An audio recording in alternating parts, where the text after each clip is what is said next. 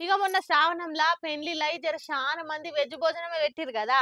అందులో గూడా నీసు తిండికి ఏ మాత్రం తీసిపోకుండా శాన ఎరైటీలు పెట్టిర్రు. అట్లా మెల్ల మెల్లగా ఒక్కో వీడియో బయటకొచ్చి వైరల్ అయితుంది. ఇగో గీ వీడియో గూడా గట్లనే బయటకొచ్చి గిరకలు కొడుతుందిప్పుడు. కానీ గిది ఆడిబొరలు చూస్తే మాత్రం నోరు తెరుస్తారు కావచ్చు పక్కా. ఎందుకంటారా?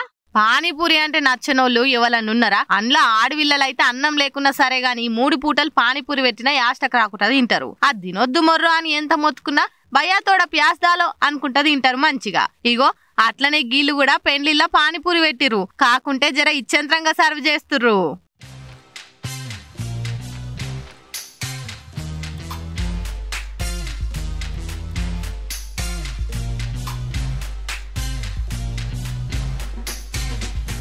చేన్లలా గడ్డి మందు చల్లుతందుకు భుజాలకు మందు డబ్బా తొడిగిచ్చి చల్లుతారు చూడుర్రి.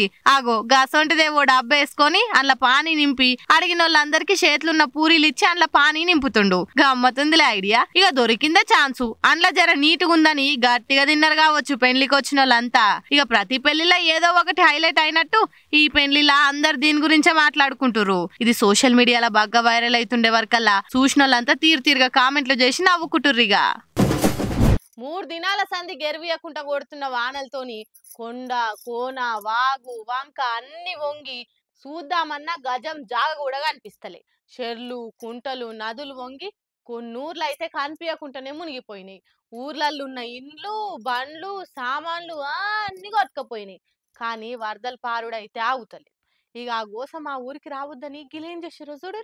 దినాం కొడతాను నాణాలతోటి చెర్లు కుంటలు ఏర్లు నదులు అన్ని ఆకుంటా పారుతూనే ఉన్నాయి. కొన్ని జాగలనైతే ఊర్లకే మునిగిపోయినాయి. ఎప్పుడు ఏ కట్ట దిగుతుందో అనుకుంటా బిక్కు బిక్కు అనుకుంటా బతుకుతురు చాలా మంది. ఇక కృష్ణా నది పారే తీరును చూస్తుంటే ఆ భయానికే పానం అరిచేతిలో పెట్టుకొని బతకవలసి వస్తుంది ఆడ దగ్గర పోయింటున్న వాళ్ళకు. ఇక అందుకే అక్కడ ఉన్న శిలకలు మునిగిపోతున్నాయి. జర శాంతించు కృష్ణమ్మ అనుకుంటా పూజలు చేసిర్రు. కృష్ణా జిల్లా అవనిగడ్డ తాలూకాల పిట్టలంక సాలెం ఊళ్ళే చెర్లు కుంటలు శిలకలు మొత్తం అన్ని మునిగినాయి. విశ్వనాథపల్లిలో అయితే కరకట్ట దాక్కుంటా కృష్ణమ్మ దూకుతుందని ఆ ఊళ్ళో ఉన్న అమలక్కలందరూ కలిసి చీరలు పెట్టి పసుపు కుంకుమ దీపాలు అగరవత్తులు ముట్టించి కొబ్బరికాయలు కొట్టి హారతిలిచ్చుకుంటా శాంతించు కృష్ణమ్మ నువ్వే మమ్మల్ని కాపాడాలి అనుకుంటా పూజలు చేసిర్రు. ఇక పూజలన్నీ అందుకున్నాకనైనా ఆ కృష్ణమ్మ శాంతితో లేదో చూడాలిగా.